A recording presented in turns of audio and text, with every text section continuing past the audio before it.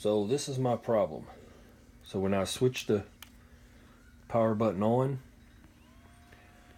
it comes on, the fan comes on for a few seconds and then goes off, and then that's it. I don't get no motor beeps, and it won't connect to the app, and it just stays like that. I can't reset it. I can hold it down 10, 15, 20 seconds and it does nothing. It just basically stalls.